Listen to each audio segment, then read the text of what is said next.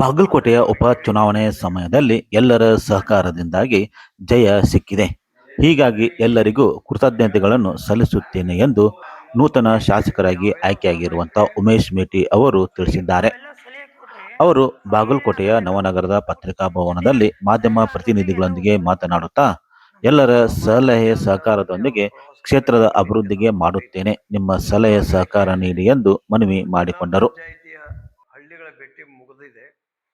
ಇದೇ ಸಮಯದಲ್ಲಿ ಕಾಂಗ್ರೆಸ್ ಪಕ್ಷದ ಅಧ್ಯಕ್ಷರಾಗಿರುವಂತಹ ಎಸ್.ಜಿ. ನಂಜನಮಠ ಮಾತನಾಡಿ, ಮತದಾರರ ಪಟ್ಟಿಯ ವಿಶೇಷ ಪರಿಷ್ಕರಣೆ ಕುರಿತು ಕಾಂಗ್ರೆಸ್ ಕಾರ್ಯಕರ್ತರಲ್ಲಿ ಜಾಗೃತಿ ಮೂಡಿಸುವ ಹಾಗೂ ತರಬೇತಿ ನೀಡುವ ಉದ್ದೇಶದಿಂದ ಜೂನ್ 12ರಂದು ಕಾಂಗ್ರೆಸ್ ಕಚೇರಿಯಲ್ಲಿ ವಿಶೇಷ ಕಾರ್ಯಕ್ರಮ ಹಮ್ಮಿಕೊಳ್ಳಲಾಗಿದೆ ಎಂದರು.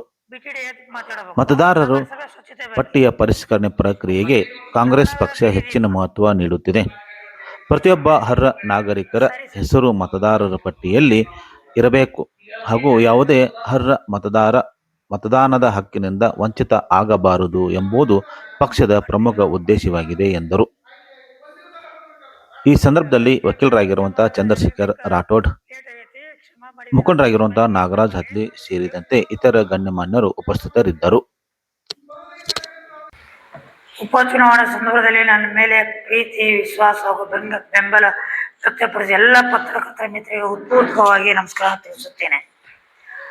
ಉಪಚುನಾವಣೆಯಲ್ಲಿ ಸಮಯದಲ್ಲಿ ನೀವು ನೀಡಿದ ಸಹಕಾರ, ಸುದ್ದಿಗಳ ಮೂಲಕ ಜನಗಳಿಗೆ ತಲುಪುವ ಮಾಹಿತಿ ಹಾಗೂ ಪ್ರಜಾಪ್ರಭುತ್ವದ ಮೌಲ್ಯಗಳು ಉಳಿಸುವಲ್ಲಿ ವಹಿಸಿದ ಪಾತ್ರ ಅತ್ಯಂತ ಮಹತ್ವವಾಗಿದೆ. ನಿಮ್ಮೆಲ್ಲರೊಂದಿಗೆ ಒಂದು ಪತ್ರಿಕಾಗೋಷ್ಠಿ ನಡೆಸಿ ನೇರವಾಗಿ ಭೇಟಿ ಮಾಡಿ ನನ್ನ ಕೃತಜ್ಞತೆಯನ್ನು ವ್ಯಕ್ತಪಡಿಸುವ ಹಾಗೂ ಕೆಲ ಪ್ರಮುಖ ವಿಷಯಗಳ ಕುರಿತು ಚರ್ಚೆ ಮಾಡಿಸುವ ವಿಷಯ ನನ್ನದಾಗಿತ್ತು. ಆದರೆ ರಾಜ್ಯದ ರಾಜಕೀಯ ಬೆಳವಣಿಗೆಗಳು ಹಾಗೂ ಮುಖ್ಯಮಂತ್ರಿಗಳ ರಾಜೀನಾಮೆ ಸಂದೇಶದ ಬೆಳವಣಿಗೆಗಾಗಿ ತಕ್ಷಣವೇ ನಿಮ್ಮನ್ನು ಆಹ್ವಾನಿಸಿ ಮಾತನಾಡಲು ಸಾಧ್ಯವಾಗಲಿಲ್ಲ. ಅದಕ್ಕೆ ತಮ್ಮಲ್ಲಿ ಕ್ಷಮೆ ಕೇಳುತ್ತೇನೆ. ಜವಾಬ್ದಾರಿ ಇದೆ. ಪಕ್ಷ ಇರ್ಬೋದು, ಪಕ್ಷದ ಕಾರ್ಯಕರ್ತರು, ಪಕ್ಷದ ನಾಯಕರು, ಇವರೆಲ್ಲ ನಾವು ಸಾರ್ವಜನಿಕ ಸಮಸ್ಯೆಯ ಪರಿಹಾರ ಮಾಡಿ ಕೃತಕೃತ್ಯತೆಯನ್ನು ತೀರಿಸಬೇಕಾಗಿರ್ತಕ್ಕಂಥದ್ದಿದೆ. ಉಮೇಶ್ ಮೇಟಿಯವರು ಹೊಸಬರು, ವಯಸ್ಸಿನಲ್ಲಿ ಸಣ್ಣವರು, ಆದರೂ ಕೂಡ ನಾನು ನಿತ್ಯ ಸಾಮಾಜಿಕ ಜಾಲತಾಣದಲ್ಲಿ ನೋಡಿದ್ದೇನೆ. ಇವತ್ತು ಈ ಊರು, ಇವತ್ತು ನಾಳೆ ಆ ಊರು, ಈ ಊರು ಅನ್ನುವಂಥದ್ದನ್ನು ಫೋಟೋ ಸಹಿತ 3 ಜಿಲ್ಲಾ ಪಂಚಾಯಿತಿಗಳ ಒಂದು ಭೇಟಿ ಅವ್ರದ್ದು ಮುಗಿದಿದೆ. ಇನ್ನೊಂದು ಜಿಲ್ಲಾ ಪಂಚಾಯಿತಿ ಅದನ್ನು ಬೇಕಾದ್ರೆ 3-4 ದಿವಸ ಬಿಟ್ಟು ಮಾಡಿರಿ, ನಗರ ಪ್ರದಕ್ಷಿಣೆಯನ್ನು ನೀವು ಕೂಡ ಪ್ರಾರಂಭ ಮಾಡಿರಿ ಅಂತ ಹೇಳಿ ನಾನು ಅವ್ರಿಗೂ ಕೂಡ ಹೇಳಿದ್ದೇನೆ. ತಮ್ಮ ಮುಖೇನ ಕೂಡ ಈ ಸಂದರ್ಭದಲ್ಲಿ ಹೇಳ್ತೇನೆ ಅನ್ನುವಂಥದ್ದು. ಅವರಿಗೆ ಹೆಚ್ಚಿನ ಶಕ್ತಿಯನ್ನು ದೇವರು ಕೊಡೋದು ಅಷ್ಟೇ ಅಲ್ಲ, ನೀವು ಕೂಡ ಕೊಡಬೇಕು. ಕಾರ್ಯಕರ್ತರು ಬರಬೇಕು, ಪತ್ರಿಕೆಯವರ ಸಮಸ್ಯೆಗಳನ್ನು ಗಮನಕ್ಕೆ ತರುವಂತಹ ಕೆಲಸವನ್ನು ಕೂಡ ಆಗಬೇಕು ಅನ್ನುವಂಥ ಒಂದು ವಿಚಾರದಿಂದ ನಗರದ ವಿಚಾರವಾಗಿ ಹೇಳಿದ್ರಿ. ನಾನು BTDA ಅಧ್ಯಕ್ಷ ಪ್ರಕಾಶ್ ತಪ್ಶೆಟ್ಟಿ ಅವರು ಆದ ತಕ್ಷಣವೇ ನಾವು ಯಾವ ರೀತಿಯಾಗಿ ಮತದಾನಕ್ಕಾಗಿ ವಾರ್ಡ್ಗಳಲ್ಲಿ ಪಾದಯಾತ್ರೆ ಮಾಡಿ ಮನೆ ಮನೆಗೆ ವೋಟನ್ನು ಕೇಳಿದ್ದೇವೆ, ಅದೇ ರೀತಿಯಲ್ಲಿ ನೀವು ಅಧ್ಯಕ್ಷರಾಗಿದ್ದೀರಿ. ನಾವು ಎಲ್ಲೆಲ್ಲಿ ಹೋಗಿ ಬಂದಿದ್ದೇವೆ ಅಷ್ಟೇ ಅಲ್ಲ, ನಿಮ್ಮ BTDA ವ್ಯಾಪ್ತಿಯಲ್ಲಿ ಬರ್ತಕ್ಕಂಥ ಎಲ್ಲ ಪ್ರದೇಶಗಳಲ್ಲಿ ಒಂದು ದಿನಕ್ಕೆ 2-3 ತಾಸು ಕಾಲ್ನಡಿಗೆಯಿಂದ ಅಡ್ಡಾಡಿ ಸಾರ್ವಜನಿಕರ ಸಮಸ್ಯೆಯನ್ನು ಕೇಳಬೇಕು ಅಂತೇಳಿ ಅವ್ರು ವಿನಂತಿ ಮಾಡಿಕೊಂಡಿದ್ದೆ. ಆ ಪ್ರಕಾರ ಈಗಾಗಲೇ ಅವರು ಅಡ್ಡಾಡ್ತಾ ಇದ್ದಾರೆ. ಹಲವಾರು ವಾರ್ಡ್ಗಳಲ್ಲಿ ಹೋಗಿ ಅಲ್ಲಿರುವಂಥ ಸಮಸ್ಯೆಗಳಿಗೆ ಈಗ ಪರಿಹಾರವನ್ನು ಕೂಡ ತರುತ್ತಿದ್ದಾರೆ. ಕಟ್ಟುನಿಟ್ಟಿನಿಂದ ಅಧಿಕಾರಿಗಳಿಗೂ ಕೂಡ ಸೂಚನೆ ಕೊಟ್ಟಿರ್ತಕ್ಕಂಥದ್ದು ನಾವು ಸಾಮಾಜಿಕ ಜಾಲತಾಣದಲ್ಲಿ, ನಿಮ್ಮ ಪತ್ರಿಕೆಗಳಲ್ಲಿ ಕೂಡ ಓದಿದ್ದೇವೆ. ಇನ್ನೂ ಕೂಡ ಸಾರ್ವಜನಿಕ ಹಿತದೃಷ್ಟಿದೆ. ಯಾಕಂದರೆ ನಾವು ಅಭೂತಪೂರ್ವವಾದಂಥ ಜಯವನ್ನು ಹೊಂದಿದ್ದೇವೆ. 2200 ಹೋಟ್ನಲ್ಲಿ ಅಲ್ಲ, 22,000 ಹೋಟ್ನಲ್ಲಿ ನಾವು ಬಂದಿದ್ದರಿಂದ ಈ ಮತದಾರ ಪಟ್ಟಿಯ ವಿಶೇಷ ತೀವ್ರ ಪರಿಷ್ಕರಣೆ ನಡೀತಕ್ಕಂಥದ್ದಿದೆ. ಈ ಹೊಸದಾಗಿ SIR ಅಂದರೆ ಏನು, ಇದರ ಮಹತ್ವ ಏನು, ಇವುಗಳನ್ನು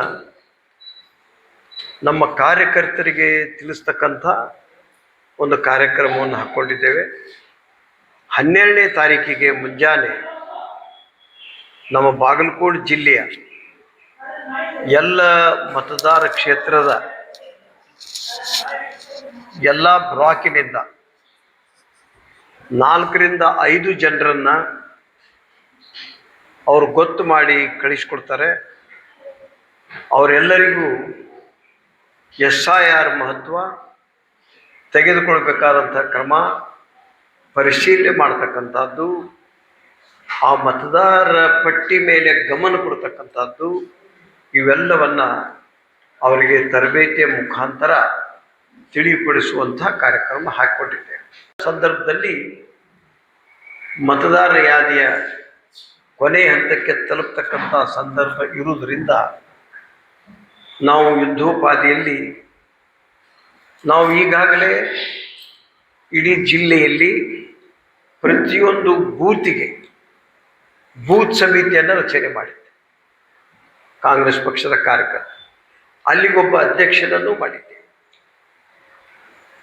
ಅದರ ಜೊತೆಗೆ ಪ್ರತಿ ಬ್ಲಾಕ್ನಿಂದ 3 ರಿಂದ 5 ಜನರನ್ನು ಈ 12ನೇ ತಾರೀಕಿನ ತರಬೇತಿಯನ್ನು ಮುಗಿಸಿ ಮತ್ತೆ ನಾವು ಬೂತ್ ಸಮಿತಿಯ ಅಧ್ಯಕ್ಷರ 1 ದಿನದ ಕಾರ್ಯಾಗಾರವನ್ನು ಕೂಡ ಇದೇ ತಿಂಗಳಲ್ಲಿ ಮಾಡ್ತಕ್ಕಂಥ ಕಾರ್ಯಕ್ರಮ ಇಟ್ಕೊಂಡಿದ್ದೇವೆ. ಒಟ್ಟಿನ ಮೇಲೆ ಮತದಾರರ ಯಾದಿಯಲ್ಲಿ ಈಗ ಉದಾಹರಣೆ ಮೊನ್ನಿನ ನಮ್ಮ ಉಮೇಶ್ ಮೇಟಿಯವರ ಚುನಾವಣೆಯಲ್ಲಿ ಏನು ಮತದಾರ ಯಾದಿ ಇತ್ತು ಅದೇ ಯಾದಿ ಇದೆಯೋ ಅಥವಾ ಮುದ್ದಾಮಾಗಿ ಕಾಂಗ್ರೆಸ್ಸಿಗೆ ಮತದಾನ ಮಾಡ್ತಕ್ಕಂಥವ್ರ ಹೆಸರು ಕೈ ಬಿಟ್ಟಿದೆಯೋ ಅನ್ನುವಂಥದ್ದನ್ನು ಪರಿಶೀಲನೆ ಮಾಡುವಂಥದ್ದೇ ನಮ್ಮ ಕಾರ್ಯಕರ್ತರ ಮುಖ್ಯ ಆದ್ಯ ಕರ್ತವ್ಯ ಆಗಬೇಕು ಅನ್ನುವಂಥದ್ದು ಕಾರ್ಯಕರ್ತರಿಗೆ ನಾವು ತಯಾರು ಮಾಡ್ತಾ ಇರ್ತಕ್ಕಂಥದ್ದು. ನಮ್ಮ ಜಿಲ್ಲಾ ಕಾಂಗ್ರೆಸ್ KPCCಯಿಂದ ತರಬೇತುದಾರರಿಗೆ ತರಬೇತಿ ಕೊಡಲು ಬರ್ತಾರೆ. 10:00 12ನೇ ತಾರೀಕಿಗೆ ನಾವು ಆ ಕಾರ್ಯಕ್ರಮವನ್ನು ಇಟ್ಟುಕೊಂಡಿದ್ದೇವೆ. ಈ ಕಾಂಗ್ರೆಸ್ ಕಚೇರಿಯಲ್ಲಿ ಈ SIR ಮಹತ್ವ ಯಾಕೆ ನಾವು ಕೊಡಬೇಕಾಗಿರ್ತಕ್ಕಂಥದ್ದಂತಂದರೆ, ಬಹಳಷ್ಟು ಕಡೆಗಳಲ್ಲಿ ನಮ್ಮ ಆರೋಪ ಇದೆ. ವಿಶೇಷವಾಗಿ BJP ಸರ್ಕಾರ ಕಾಂಗ್ರೆಸ್ಸಿನ ಮತದಾರರನ್ನೇ ಮತದಾರರ ಪಟ್ಟಿಯಿಂದ ಕಿತ್ತೊಗಿತಕ್ಕಂಥ ಒಂದು ಸನ್ನಾಹ ನಡೆದಿದೆ. ಇದು ತಮಿಳುನಾಡಿನಲ್ಲಿ ನಡೆದಿದೆ, ಪಶ್ಚಿಮ ಬಂಗಾಳದಲ್ಲಂತೂ ಭಾರಿ ಪ್ರಮಾಣದಲ್ಲಿ ನಡೆದಿದೆ, ಬಿಹಾರದಲ್ಲಿ ನಡೆದಿದೆ.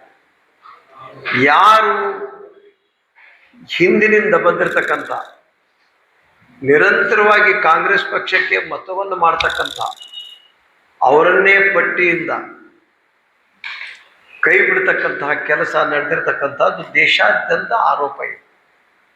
ವಿಶೇಷವಾಗಿ ಪಶ್ಚಿಮ ಬಂಗಾಳದಲ್ಲಿ ಮಮತಾ ಬ್ಯಾನರ್ಜಿ ಅವರು ಬೀದಿಗಿಳಿದು ಹೋರಾಟ ಮಾಡಿದ್ದಾರೆ. ಬುಡಮೇಲೆ ಮಾಡ್ತಕ್ಕಂಥ ಪ್ರಕ್ರಿಯೆಯಲ್ಲಿ ಬಿಜೆಪಿ ಮತ್ತು ಕೇಂದ್ರ ಸರ್ಕಾರ ತೊಡಗಿದ್ದನ್ನ ನಾವು ಅನೇಕ ಉದಾಹರಣೆಗಳಲ್ಲಿ ನೋಡಿದ್ದೇವೆ ಮತ್ತು ಇಲ್ಲಿ ಅವುಗಳನ್ನು ಉಲ್ಲೇಖ ಕೂಡ ಮಾಡಬಹುದು. ಏನು ಮೊದಲೆಲ್ಲ 10-15 ಜನ ಎಲ್ಲೋ ಒಂದು ಕಡೆ ರಿಮೋಟ್ ಪ್ಲೇಸ್ ನಲ್ಲಿ ಇದ್ರೂ ಕೂಡ ಚುನಾವಣಾ ಆಯೋಗ ಅಲ್ಲಿ ಒಂದು ಬೂತ್ಗಳನ್ನ ನಿರ್ಮಾಣ ಮಾಡಿ ಆ ಜನರನ್ನ ಆ ಪ್ರಜಾಪ್ರಭುತ್ವ ಪ್ರಕ್ರಿಯೆಯಲ್ಲಿ ಭಾಗವಹಿಸುವಂತ ಒಂದು ವ್ಯವಸ್ಥೆಯನ್ನ ಮಾಡ್ತಿತ್ತು. ಆದ್ರೆ ಇತ್ತೀಚಿನ ಬೆಳವಣಿಗೆಗಳಲ್ಲಿ ಚುನಾವಣಾ ಆಯೋಗ ಪಕ್ಷಪಾತಿಯಾಗಿ ಕಾರ್ಯನಿರ್ವಹಿಸ್ತಾ ಇರೋದು ಎಲ್ಲಾ ಕಡೆ ತಿಳಿದಿದೆ.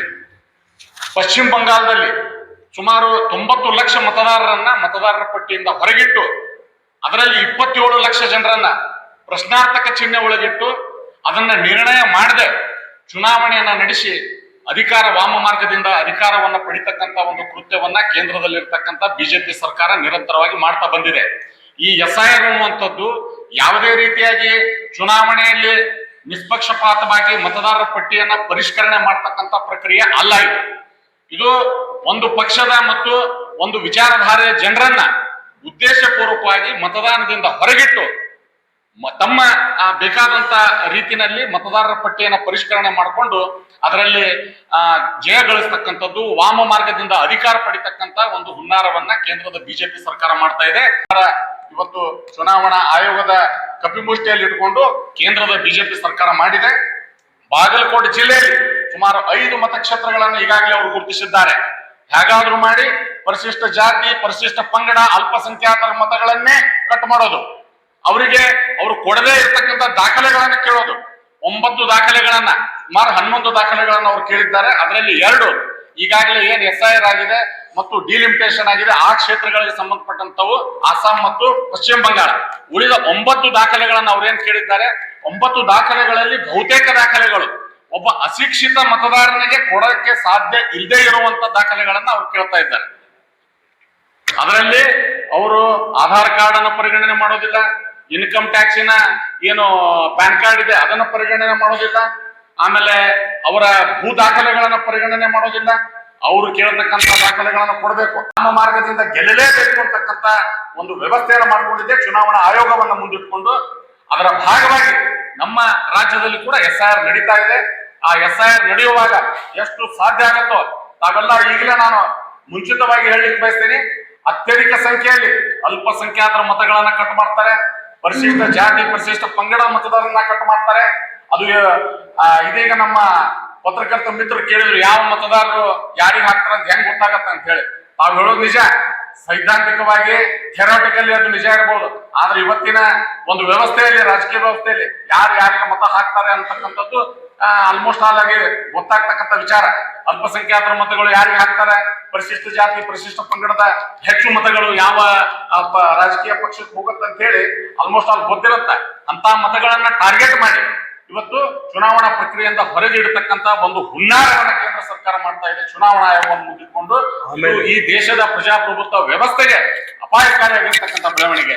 ಹೀಗಾಗಿ ಕಾಂಗ್ರೆಸ್ ಪಕ್ಷದ ಈಗ ನಮ್ಮ ಸೂಚನೆಯ ಮೇರೆಗೆ, ಕರ್ನಾಟಕ ಪ್ರದೇಶ ಕಾಂಗ್ರೆಸ್ ಸಮಿತಿಯ ಸೂಚನೆಯ ಮೇರೆಗೆ ಪ್ರತಿಯೊಂದು ಬೂತ್ ಮಟ್ಟಗಳಲ್ಲಿ ನಮ್ಮ ಪಕ್ಷದ ಕಾರ್ಯಕರ್ತರ ಒಂದು ಟೀಮ್ಗಳನ್ನ ಮಾಡಿ ಹೆಚ್ಚು ಏನು ಈ ರೀತಿಯಾಗಿರ್ತಕ್ಕಂಥ ಮತಗಳನ್ನ ಏನು ಕಟ್ ಮಾಡುವಂತ ಒಂದು ವ್ಯವಸ್ಥೆಯನ್ನ, ಪ್ರಜಾಪ್ರಭುತ್ವ ವ್ಯವಸ್ಥೆಯನ್ನ ಮಾಡ್ತಾ ಇದ್ದಾರೆ ಚುನಾವಣಾ ಆಯೋಗ. ಅದನ್ನ ತಡೆಯುವಂತ ನಿಟ್ಟಿನಲ್ಲಿ ಕಾಂಗ್ರೆಸ್ ಪಕ್ಷದ ಕಾರ್ಯಕರ್ತರು ಕೂಡ, ನಾವು ಕೂಡ ಸನ್ನದ್ಧರಾಗಿ ಎಷ್ಟು ಸಾಧ್ಯವೋ ಅಷ್ಟು ನಾವು ಆ ಮತಗಳನ್ನ ಕಟ್ ಮಾಡ್ತಕ್ಕಂತ ಒಂದು ವ್ಯವಸ್ಥೆಯನ್ನ ನಾವು ತಡಿತಕ್ಕಂತ ಕೆಲಸವನ್ನ ಮಾಡಬೇಕಾಗಿದೆ. ತಡಿಬಾರದು. ನಿಜವಾಗಿ ಚುನಾವಣಾ ಆಯೋಗ ನಿಷ್ಪಕ್ಷಪಾತವಾಗಿ ದೇಶದಲ್ಲಿ ಚುನಾವಣೆ ನಡೆಸ್ತಾ ಇದ್ರೆ ಆ 27 ಲಕ್ಷ ಜನ ಅವರು ನಿರ್ಧಾರ ಆಗಿ ಅವರು ಮತದಾರರು ಹೌದು ಅಲ್ಲೋ ಅನ್ನೋದನ್ನ ಅದನ್ನು ಸ್ಪಷ್ಟಪಡಿಸುವವರೆಗೂ ಚುನಾವಣೆಯನ್ನ ನಡೆಸಬಾರ್ದಾಗಿತ್ತು. ಆದ್ರೆ 27 ಲಕ್ಷ ಜನರನ್ನ ಪ್ರಶ್ನಾರ್ಥಕ ಚಿಹ್ನೆಯಲ್ಲಿಟ್ಟು ಅವರನ್ನ ಚುನಾವಣಾ ಪ್ರಕ್ರಿಯೆಯಿಂದ ಹೊರಗಿಟ್ಟು ಚುನಾವಣೆಯನ್ನು ನಡೆಸಿ ವಾಮ ಮಾರ್ಗದಿಂದ ಪಶ್ಚಿಮ ಬಂಗಾಳದಲ್ಲಿ ಬಿಜೆಪಿ ಅಧಿಕಾರಕ್ಕೆ ಬಂದಿದೆ.